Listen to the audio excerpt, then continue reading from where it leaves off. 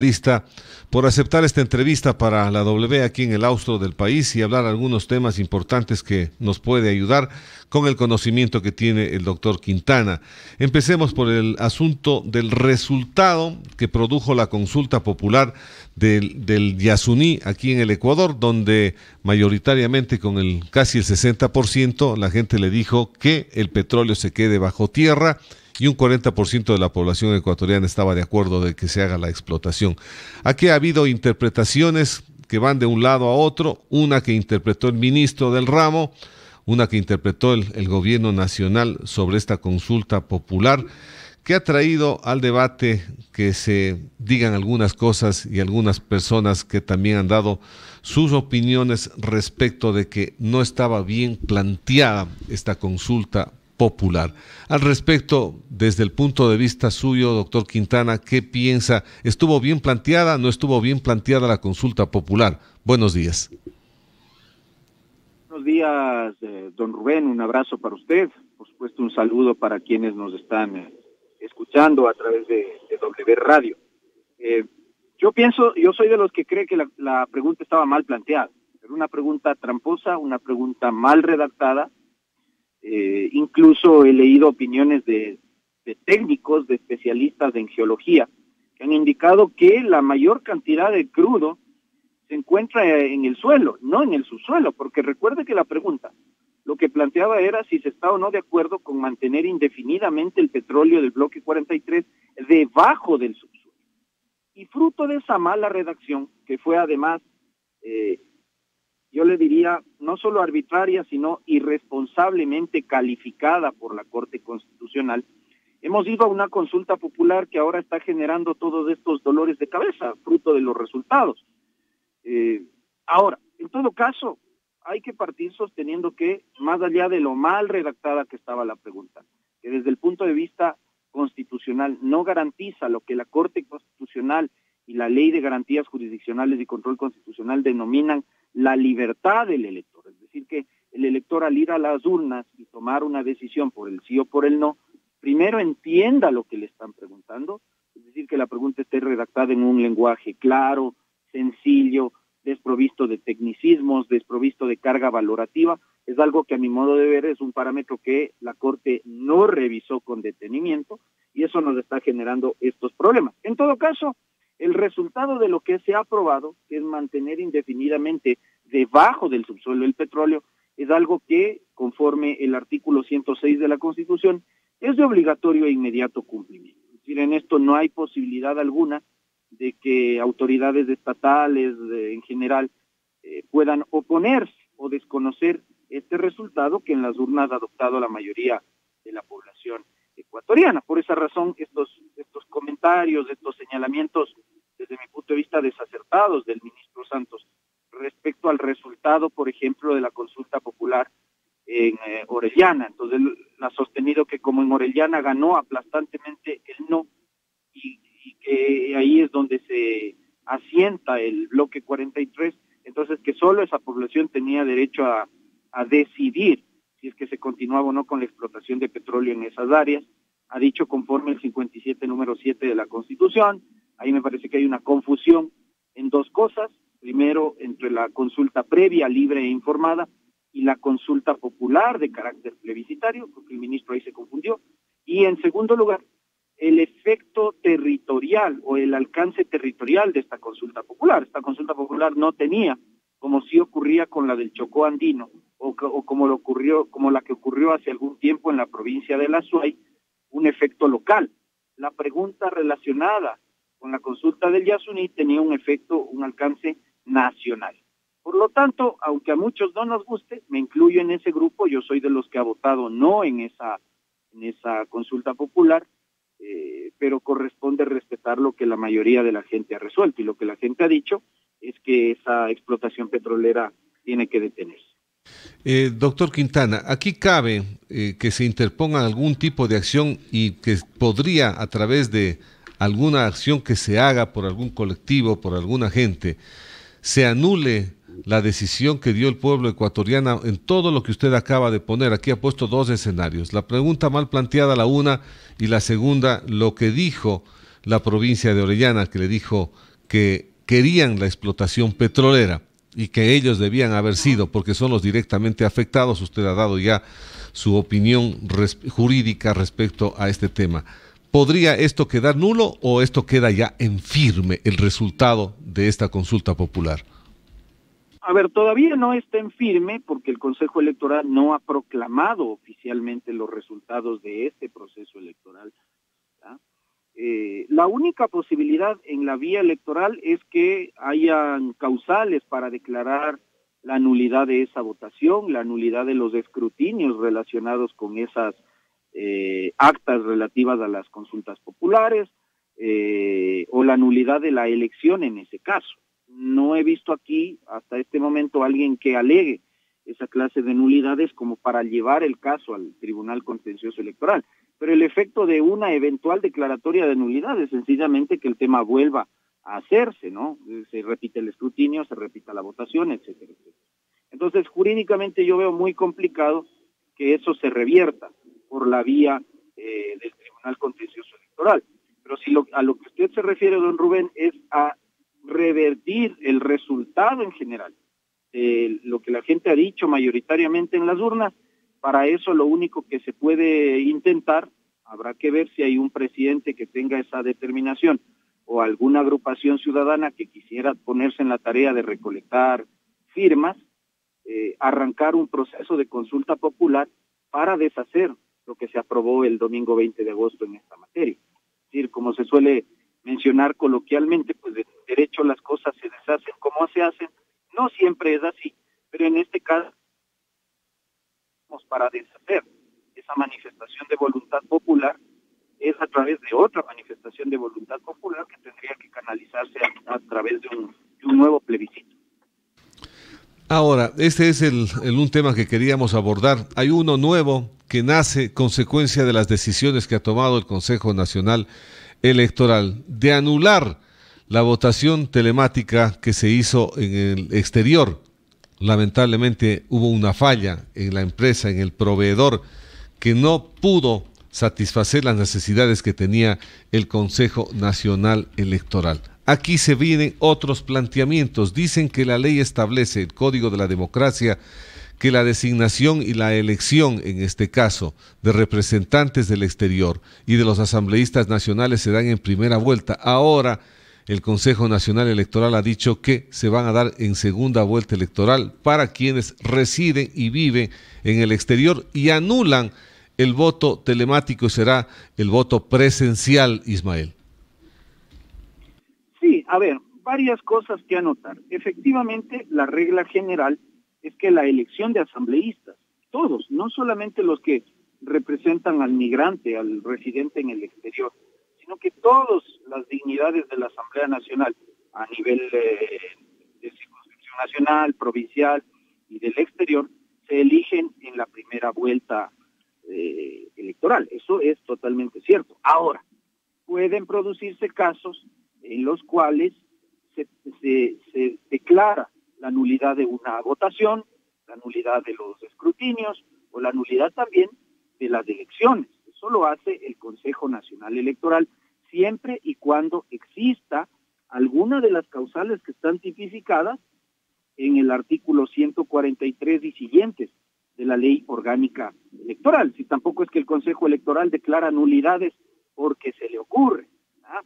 Entonces, eso de que el tema no podría darse sino solo en primera vuelta es una lectura, desde mi punto de vista, equivocada de la legislación electoral, porque por supuesto que puede darse el caso de que haya una nulidad y eso obligue a repetir la votación, la elección o el escrutinio.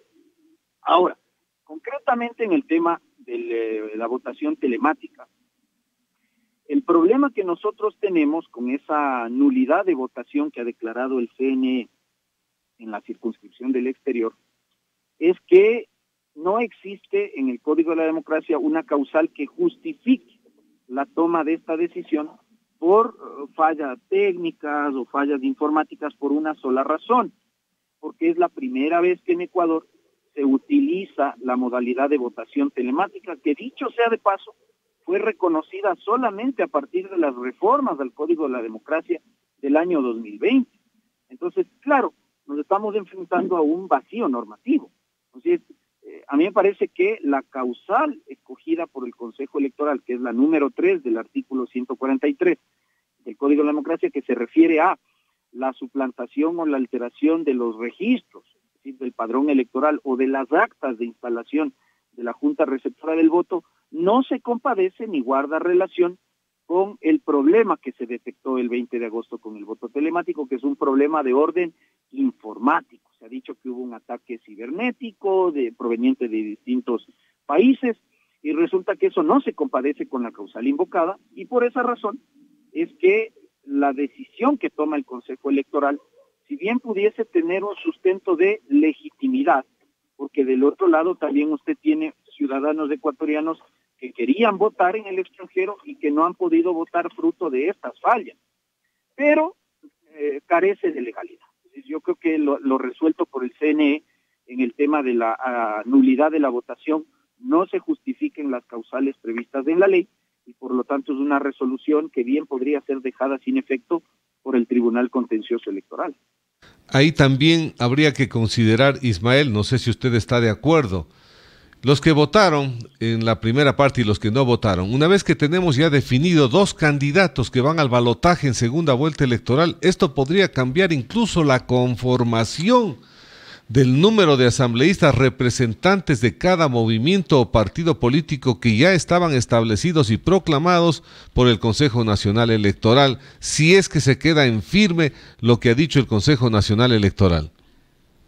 A ver, puntualicemos, no hay resultados proclamados, por lo tanto la asamblea todavía oficialmente no está conformada, ¿ya? Entonces no tenemos todavía virtualmente asamblea electa. La proclamación de resultados se va a dar una vez que se dirima este conflicto que tenemos con el voto telemático, ¿ya? Ahora, sí vamos a tener un problema que usted anota bien, porque claro, si finalmente el contencioso electoral termina ratificando la validez de la decisión del CNE y se repite la votación en el exterior el mismo día de la segunda vuelta electoral, evidentemente ahí usted va a tener una afectación para otras organizaciones políticas que participaron en la primera vuelta y que ahora pues los candidatos presidenciales de esas agrupaciones o alianzas se han quedado fuera, principalmente la lista 25, este movimiento Construye, que es el que está más quejumbroso con este tema, ¿no es cierto? Y por obvias razones, porque claro, probablemente, muy probablemente, el comportamiento del elector se va a decantar por darle el voto a la lista que representa o a la Revolución Ciudadana o a la lista que representa al candidato Daniel Noboa. Y eso pudiese incidir en la adjudicación de los 6 escaños que corresponden a las 6 legislaturas que representan a los migrantes en el extranjero. Recuerde usted que hasta aquí, no es oficial todavía, pero hasta aquí, me parece que el movimiento Construye se lleva al menos 2 escaños de los 6. Entonces, claro, podría ocurrir que al repetirse la votación se queden sin esos escaños. Es más, como también va a repetirse la votación en la lista de asambleístas de circunscripción nacional, también ahí podría haber alguna variación. Y le agrego una cuestión más, porque anoche, en sesión, el Consejo Nacional Electoral ha resuelto, como usted bien decía, reformar el reglamento que se dictó para esta elección extraordinaria y dejar sin efecto la modalidad de votación telemática. Quiere decir que si es que finalmente se llega a confirmar la posibilidad de repetir la votación en el exterior, primero se lo hará ya con papeletas físicas y en segundo lugar, la votación se llevará a cabo en modalidad presencial. Esto va a suponer que automáticamente el número de votantes en el extranjero se va también a aumentar, va a crecer. Porque recuerde usted que con la modalidad telemática, perdón que me extienda un poco en esto, pero hay que tratar de explicar, con la votación telemática del universo de votantes que usted tenía empadronados en el extranjero, que son alrededor de 300 o 400,000, solamente se habían registrado para votar telemáticamente más o menos 133,000 ecuatorianos. De esos, fruto de los fallos, de los errores, me parece que habían votado poco más de 50,000, nada más. Con la votación física, presencial y papeleta física, evidentemente usted ya no necesita ningún registro previo, sino solamente estar empadronado, y en esa condición el número de votantes podría subir estrepitosamente a 300 o 400 mil, que son en total los migrantes empadronados. Eso indiscutiblemente puede incidir en la conformación final de la lista de asambleístas de circunscripción nacional y de la lista de asambleístas de circunscripción del exterior. Por eso la queja de principalmente el movimiento Construye. Por esa razón me parecería a mí que lo prudente es que, en todo caso, si se va a repetir la votación, solamente se lo haga respecto de aquellas personas que no han podido sufragar el pasado domingo 20 de agosto, respetando el voto de aquellos que sí pudieron hacerlo en la circunscripción del exterior. Es una buena consideración la que hace usted, pero de hecho no hay una proclamación oficial de los resultados, pero prácticamente lo que se ha anunciado a través de la página web, existe un conteo que llega al 100% de los electores a nivel nacional y que tiene una conformación y un número de asambleístas que está determinados. Y bajo esta nueva circunstancia y escenario, evidentemente que van a haber cambios, se van a generar cambios en el número de asambleístas que representen a cada organización política. Ismael, la otra parte es la de Patricio Carrillo. A su modo de ver las cosas, ¿qué es lo que pasa? ¿Cuál es la consideración? Él fue electo por el movimiento Construye como asambleísta nacional. Sacaron un informe por parte del Ministerio del Trabajo que certifica con fecha 24 de agosto que Patricio Carrillo, asambleísta electo, registra impedimentos legales para ejercer cargos públicos, pero él viene de una elección popular. ¿Esto aplica para él o no aplica para que pueda ejercer sus funciones? Sin lugar a dudas que él tiene un impedimento legal. El artículo 85, inciso tercero de la Ley Orgánica de la Función Legislativa, reformado en 2020, es decir, prácticamente 3 años antes de su juicio político, establece que aquel funcionario que es censurado y destituido en juicio político tiene impedimento legal para desempeñar cualquier cargo en el sector público durante los siguientes 2 años, contados a partir de esa censura o destitución.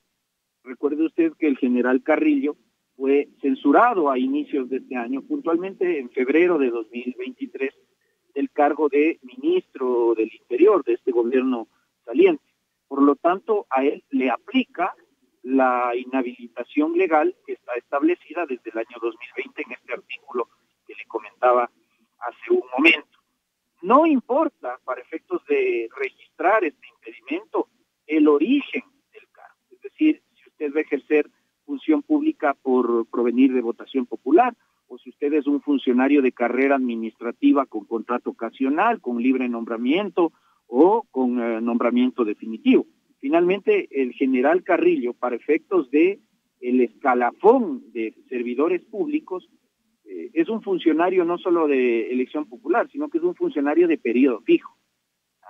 Y esos están dentro de la categoría de servidores públicos. Tanto es así que la Constitución de 2008 eliminó la distinción que sí hacía la del 98 entre dignatarios de elección popular y funcionarios de carrera administrativa. Si usted revisa el artículo 229 de la Constitución, es absolutamente claro en unificar el concepto y determina que servidor público es cualquier persona que bajo cualquier rango, cargo o denominación presta sus servicios para el Estado. Por lo tanto, el general Carrillo a lo que aspira es a ejercer cargo público y esa función no puede ser asumida por él durante los siguientes 2 años. Es decir, a mí me parece que no hay para dónde perderse. El Consejo Electoral, una vez registrado el impedimento, que ya lo ha certificado, como usted decía, don Rubén, el Ministerio de Trabajo, lo que no puede es entregarle las credenciales una vez que se proclamen los resultados. Y bueno, sobre la base de aquello, tendría que asumir el cargo la asambleísta alterna, la candidata asambleísta alterna de Patricio Carrillo. Si es que se respeta el derecho, eso es lo que debería ocurrir. Ismael, le agradezco, muy amable, ha sido importante este diálogo con usted, nos ha dejado claros muchos puntos que todavía estaban sin tener un sustento legal y que usted los ha aclarado en esta entrevista. Le agradezco enormemente por esta entrevista brindada para la W. Buenos días. Un abrazo, buenos días, don Rubén. Gracias, ha sido Ismael Quintana, abogado constitucionalista. Hemos hablado de puntos importantes que se requerían